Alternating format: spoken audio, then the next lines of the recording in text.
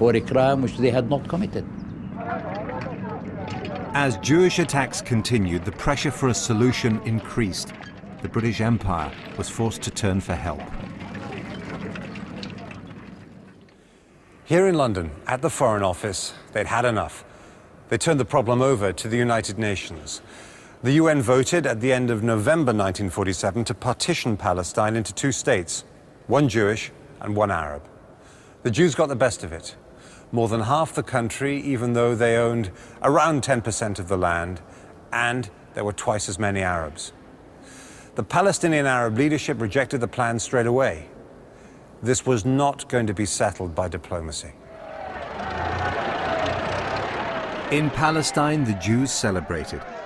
Since the 1930s at least, David Ben-Gurion had believed that getting a state was the first priority. But he knew they were going to have to fight for it. At that time, the Jewish population accepted it. And at the night of 29th of November, we all danced in the streets.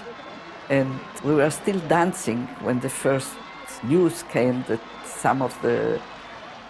some people were killed on the roads. We were shocked by the thing, to see that the country was going to be vivisected. There had been violence between Jews and Arabs before the partition plan, but it escalated fast after the vote. Within a week there was a civil war. The British, counting the days until they could leave, were stuck in the middle.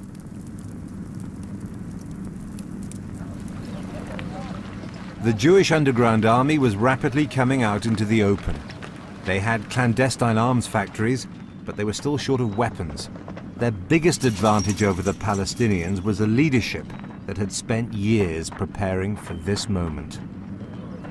We were better organized because Ben-Gurion, with a very far-sighted look, he knew that we are going to come to a conflict. And the Haganah, that was the underground forces of Israel, were organizing in such a way that they would become an army eventually. The main Palestinian leader, Haj Amin al-Husseini, the Mufti of Jerusalem, lived in exile in Egypt.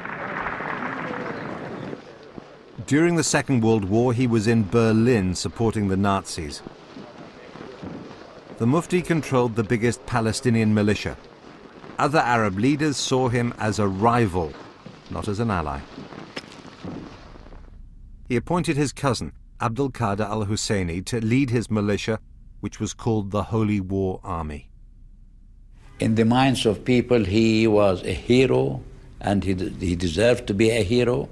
He was a top-level fighter, courageous, brave, and sincere, loyal. Husseini led a few thousand guerrilla fighters. With the help of men from local Arab villages, they cut the main Jewish supply route from Tel Aviv to Jerusalem, the city they all wanted. This was the biggest prize of all, Jerusalem, a city holy to Christians, Jews, and Muslims, and which had a central part in the dreams of both sides in the war. When the fighting started, neither could imagine a future that didn't include being in charge of this place.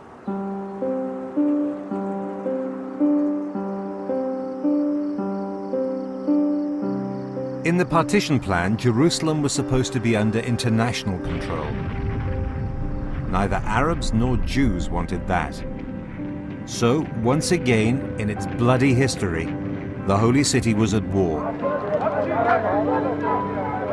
Jerusalem was under siege, and the Jewish community in Jerusalem was completely cut off. And there was not enough water, not enough food, and not enough ammunition, not enough soldiers in Jerusalem. And we used to have convoys going from Tel Aviv to Jerusalem, carrying wheat and water and food and ammunition and so forth. From February 1948, the attacks on the convoys from Tel Aviv to Jerusalem intensified. Arabs controlled the hills overlooking the route.